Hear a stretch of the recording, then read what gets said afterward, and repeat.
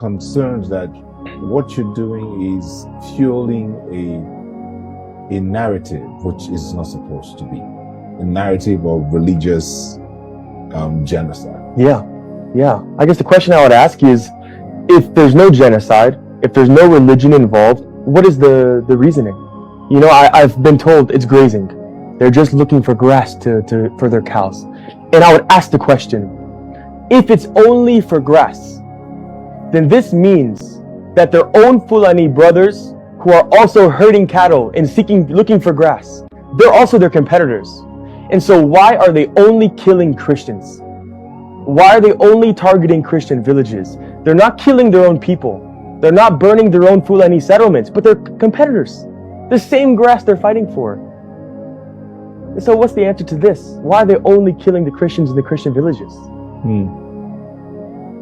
Have you been to the camp of the dispersed people? Yes, I have. And what did you see? Yeah, I was in international market where a lot of the Yowata people have been displaced to. And from the testimonies from the people, they have little food, little water. I saw them publicly defecating, pooping, and peeing there in the street among the little shops and the little stores.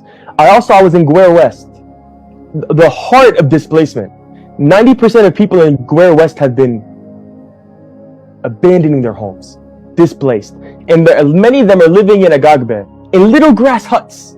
They said that they receive food maybe every 3 or 4 months from the government.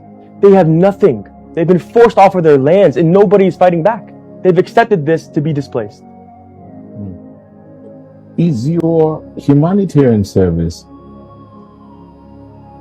targeted at only Christians? Because No. that's what a lot of people. Yeah. You know, the heart of why I'm here is Christ.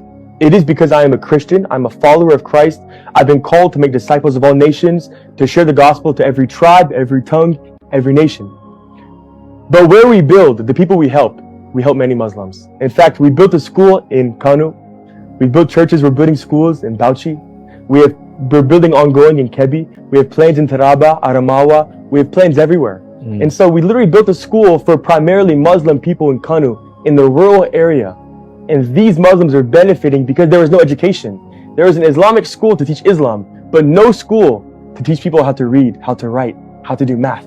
They weren't caring for them. And so we went in to be able to care for those people, Muslims, Fulani. In an Islamic school, Yeah. to teach them, because you felt that they were not learning how to read and write? No, there was no active school in that area. Okay. No school at all. We built the first school. You were part of, or you attended the funeral ceremonies of the Sling communities. Yes. Tell us what you saw. Yeah, you know, I was actually on my way traveling to Benue to be able to continue the rebuilding of Yowata village. And I received a notice that there was a killing. The 7 Christians were killed in Kuru on the way that we were leaving. And I said, I have to go. We have to be alongside the people who are suffering and are afflicted. And when I pulled into Kuru, we went to the mortuary. They hadn't begun the funeral, nothing yet. And the DPO refused me to access the mortuary. He said there is nothing to report, that there was not an attack. Who refused you to access? The DPO, the local DPO of Kuru, he refused our entry. He said there wasn't an attack, that there was a mining accident. And he said there's nothing to report here, so we were held up. And so we talked to Ezekiel Dakomo. He was already on his way. We already were talking with him. And we talked to the local leaders, the youth leader, everybody. They came to my rescue. They said, no, he's entering. And so I went in. And what did I see? Bullet wounds. Blood was still literally being pulled out. It was splattering. The bullet holes in his head, in his stomach, blood was coming out. I have videos of this. If you want videos, I have videos. I have pictures.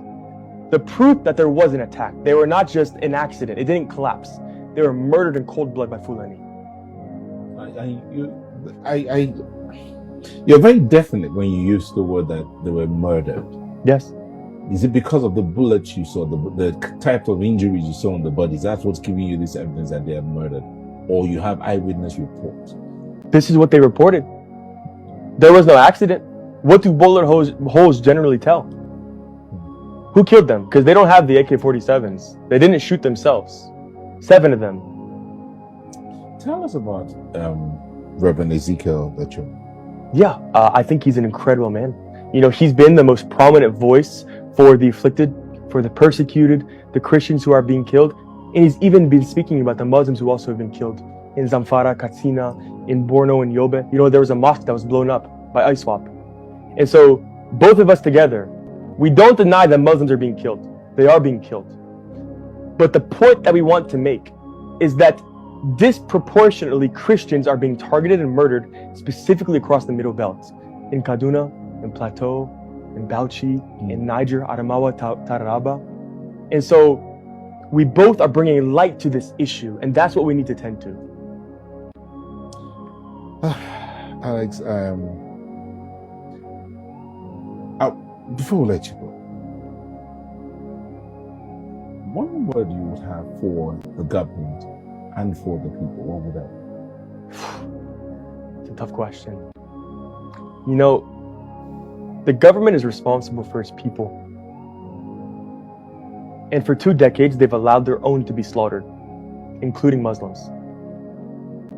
Killed, burned, slaughtered like sheep, burned like charcoal. I've seen the bodies, even little babies that are just lumps of charcoal sitting on the floor. I've seen bones in the rubble. I've held the bones. They are allowing this for 2 decades.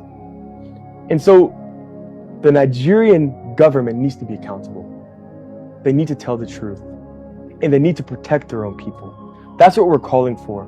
I can't control the government. I'm not a politician. I don't deal with politics. I'm a missionary. I tell of Christ. I speak of Christ. I share the gospel. I teach that it is Christ who saves, that he is the way, the truth, and the life.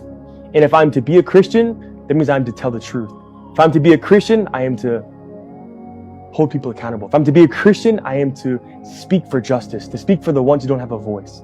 And so the Nigerian government needs to be accountable. They need to protect their people.